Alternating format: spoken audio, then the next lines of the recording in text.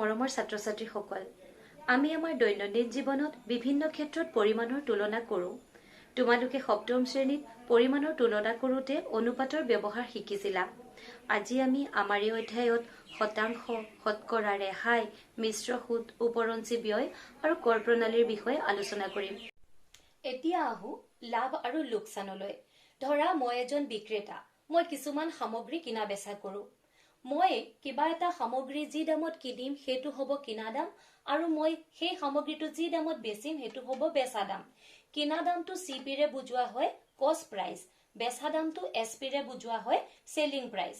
এতিয়া চোৱা, ধৰা হওক মই এটা বস্তু 500 টকাত কিনিছো, তেতিয়াহ'লে মোৰ এই ক্ষেত্ৰত CP হ'ব 500 টকা। আৰু ধৰা মই ইয়াক 600 টকাত বেচিছো, তেতিয়া মোৰ এই ক্ষেত্ৰত SP হ'ব 600 টকা। কি দেখিছা তোমালোকে যে কিনা দাম 500, বেচা দাম 600, মোৰ ইয়াত লাভ হৈছে নে লোকচান হৈছে? নিশ্চয় দেখিছা লাভ হৈছে, আৰু 100 টকা লাভ হৈছে। এই 100টো আমি কেনেকৈ পাম? আমি বেচা দামৰ পৰা কিনা দামটো বিয়োগ কৰি দিম। 600 বিয়োগ 500 100 টকা, গতিকে SP - CP 100 পাম আমি ইয়াত।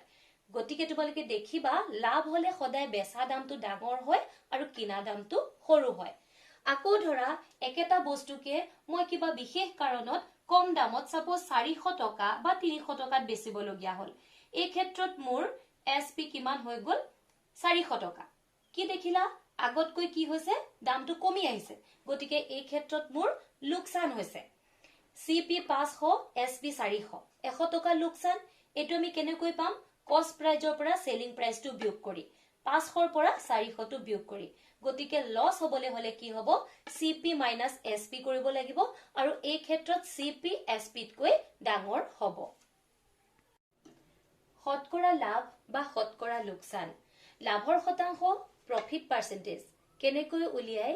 লাভ হৰণ কিনা দাম পূৰণ 100%। এই চিনটো হৈছে শতাংশ চিন। লাভটো অলপ আগত আমি কেনেকৈ পাইছিলো? বেচা দাম বিয়োগ কিনা দাম, আৰু তলত আছে কিনা দাম পূৰণ 100%। গতিকে প্ৰফিট পাৰ্চেন্টেজ কিমান হ'ব? SP - CP/CP × 100%। বা প্ৰফিট পাৰ্চেন্ট কেনেকে উলিয়াবা? P/CP × 100। P কি বুজাইছে? প্ৰফিট, লাভ। এতিয়া চোৱা, এটা উদাহৰণ লৈ লওঁ। অলপ আগতে আমি কি কৈছিলো যে এটা বস্তু আমি কিনিছিলো 500 টকাত, তাত আছে CP 500 টকা, আৰু ধৰা মই ইয়াক বেচিলো SP, মই ইয়াক 600 টকাত বেচিলো। তোমালোকে দেখা পাইছা ইয়াত কিমান টকা লাভ হৈছে? 100 টকা লাভ হৈছে। ইয়াত প্ৰফিট পাৰ্চেন্টেজটো আমি কেনেকে উলিয়াম? প্ৰফিট পাৰ্চেন্টেজ হ'ব, তোমালোকে চাবা কিমান টকা খটাওতে মোৰ 100 টকা লাভ হৈছে। ইয়াত দেখিছা 500 টকা খটাওতে, গতিকে কিনা দামটো আমি ইয়াত তলত লিখিলো 500 টকা, আৰু লাভ কিমান হল? 100 টকা। 500 টকা খটাওতে মোৰ লাভ হৈছে 100 টকা। তেনেহলে মই যদি 100 টকা খটালোহেঁতেন, তেনেহলে লাভ কিমান হলহেঁতেন? সেইকাৰণে পূৰণ 100। এতিয়া তুমি কেনচেলেশ্যন কৰা, কটাকটি কৰা, 0 0 গুচি গল, 0 0 গুচি গল, আৰু কিমান হব? 5 100 কিমান বাৰ যাব? 5 2 গুণ 10, 5 0 0, গতিকে কিমান ওলালে? 20%। 20% দেখিলা? 20%। গতিকে ইয়াৰ অৰ্থটো এইটো বুজাইছে যে তুমি 500 টকা খটাওতে তোমাৰ 100 টকা লাভ হৈছে। যদিহে তুমি 100 টকা খটালাহেঁতেন, তেনেহলে তোমাৰ 20 টকা লাভ হলহেঁতেন। অৰ্থাৎ 100 টকাত 20 টকাকে তোমাৰ লাভ হৈছে। 100 টকাত 20 টকা, 200 টকাত 40 টকা, 300 টকাত 60 টকা, 400 টকাত 80 টকা, 500 টকাত 100 টকা। বুজি পাইছা? এইটোৱে হৈছে লাভৰ শতাংশ। এই সূত্ৰটো আমি ব্যৱহাৰ কৰি বিভিন্ন ধৰণৰ সমস্যা সমাধান কৰিব লাগিব। সূত্ৰটো তোমালোকে বুজি পাবলৈ যত্ন কৰিবা। লোকচানৰ শতাংশ, L%, লছ পাৰ্চেন্টেজ। লোকচান হৰণ কিনা দাম পূৰণ 100%। লোকচানটো কেনেকৈ পায়? কিনা দামৰ পৰা বেচা দাম বিয়োগ কৰি। গতিকে লোকচান কিনা দাম মাইনাছ বেচা দাম। ইয়াতে কি হব? কিনা দামটো সদায় বেচা দামতকৈ বেছি। আমি আগতে এটা উদাহৰণ লৈছিলো, 500 টকাৰ বস্তুটো আমি 300 টকাত বেচিছিলো, তেতিয়াহলে আমাৰ লোকচান কিমান হৈছে? 200 টকা, অৰ্থাৎ লছ 200।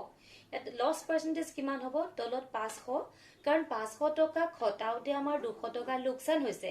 সেয়েহে 500 ভাগৰ 200 পূৰণ 100। 100 অৰ্থাৎ আমি 100 টকা খটালে কিমান টকা লোকচান হব?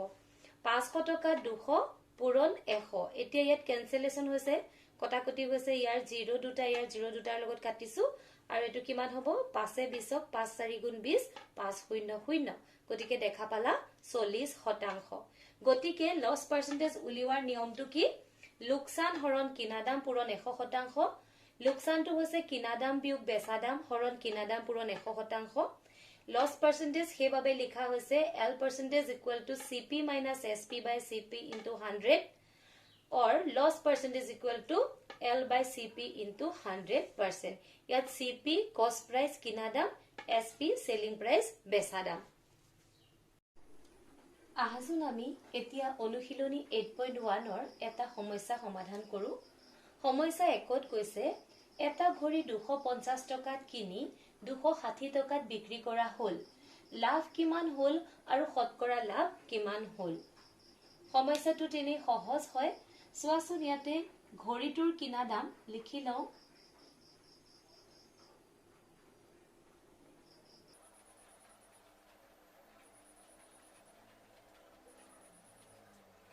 ঘড়ীটোৰ কিনা দাম CP 250 টকা। ঘড়ীটোৰ বেচা দাম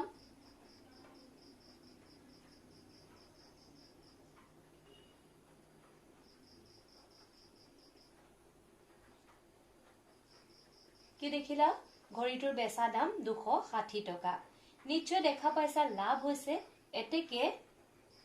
এতেকে কি হ'ব লাভ সমান SP minus CP বেচা দাম বিয়োগ কিনা দাম 260 বিয়োগ 250 10 টকা। এতেকে লাভৰ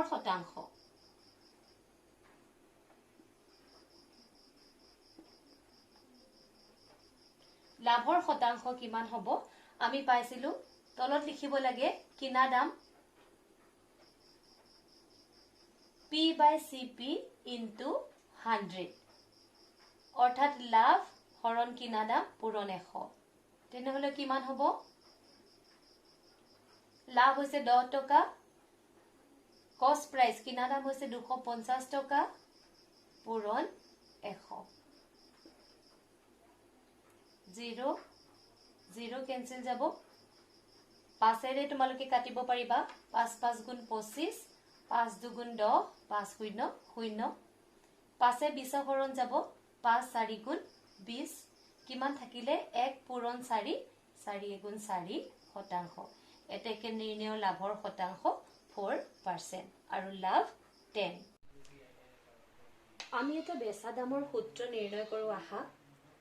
এইখিনিলৈকে আমি ইতিমধ্যে পাইছো যে P% equal to SP minus CP by CP into 100।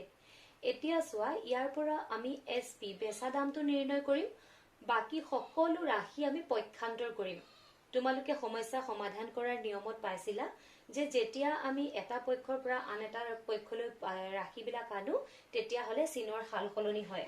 চিনবিলাক কেনেদৰে সলনি হয় যদিহে ৰাশিটো প্লাস হৈ থাকে তেনেহলে কি হ'ব মাইনাস মাইনাস হৈ থাকিলে হ'ব প্লাস ইনটু অৰ্থাৎ পূৰণ হৈ থাকিলে হ'ব ই হৰণ আৰু যদি হৰণ হৈ থাকে ই হ'ব পূৰণ। এতিয়া চোৱাচোন ইয়াতে আমাৰ CP তো হৰণ হৈ আছে এই ৰাশিটো আমি এফালে আনিলে ই হ'ব পূৰণ আনহাতে 100 তো ইয়াত পূৰণ হৈ আছে পক্ষান্তৰ কৰিলে ই হ'ব হি হৰণ। গতিকে ইয়াতে হল CP into P% by 100 equal to SP minus CP।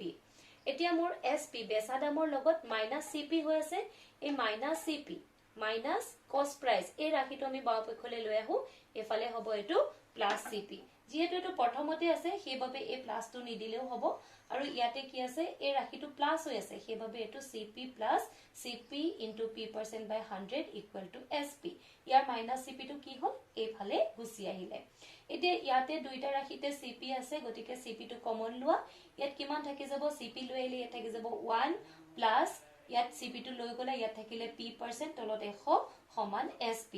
এতিয়া 1 plus P by 100 ইয়াৰ পৰা 100 টো কমন লোৱা কি দেখিবা তলত যেতিয়া 100 হ'ব এই ভগ্নাংশৰ যোগৰ নিয়ম মতে ইয়াত আমি লসাগু লব লাগে। ইয়াৰ তলত 1 এটা আছে 1 আৰু 1 ৰ লসাগু 100 আৰু ইয়াতে হৰ ইয়াৰ হৰণ কৰিব লাগে হৰ 100 হৰণ কৰিলে 100 বাৰ যাব আৰু এই 100 টো 1ক পূৰণ কৰিলে 100 হ'ব যোগ 100 100 হৰণ কৰিলে 1 বাৰ যাব আৰু 1 ৰ লগত P পূৰণ কৰিলে P% হ'ব বাকি সকলো ৰাশি একে আছে এতিয়া তেতিয়াহলে তোমালোকে কি পালা SP equal to 100 plus P% by 100 into CP অৰ্থাৎ বেচা দাম সমান 100 যোগ লাভৰ শতাংশ হৰণ 100 পূৰণ কিনা দাম এইটো আমি সমস্যা সমাধান কৰোতে ব্যৱহাৰ কৰিম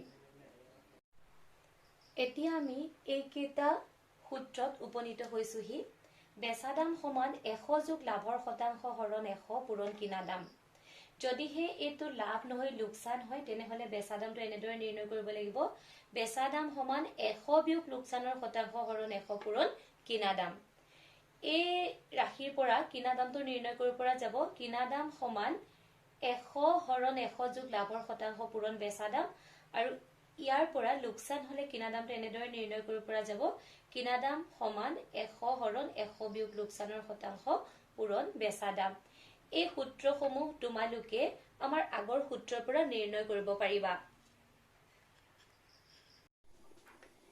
এতিয়া আমি দ্বিতীয় প্ৰশ্নটো সমাধান কৰো আহাচোন ইয়াত দিছে কি এটা কলম 60 টকাত কিনি কিমান দামত বেচিলে 15% লাভ হ'ব অৰ্থাৎ কলমটোৰ কিনা দাম কষ্ট প্ৰাইস দিছে 60 টকা লাভৰ শতাংশ দিছে 15% বেচা দাম আমাক উলিয়াবলৈ দিয়া হৈছে এতিয়া সোয়া আমি জানো কি যে বেচা দাম কেনেকৈ উলিয়াই বেচা দাম সমান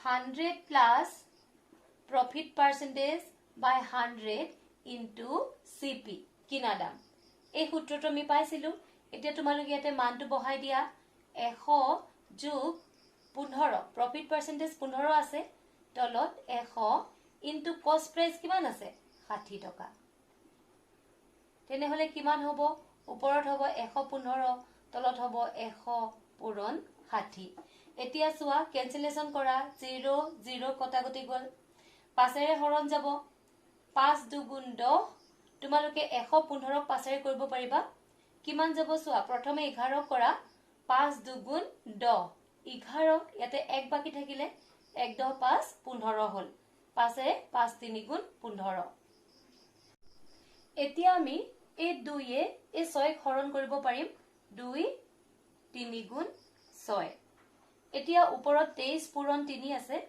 23 পূৰণ 3 তোমালোকে পূৰণ কৰি দিয়া 3 3 গুণ 9 3 2 গুণ 6 69 টকা এতেকে নিৰ্ণয় বেচা দাম 69 টকা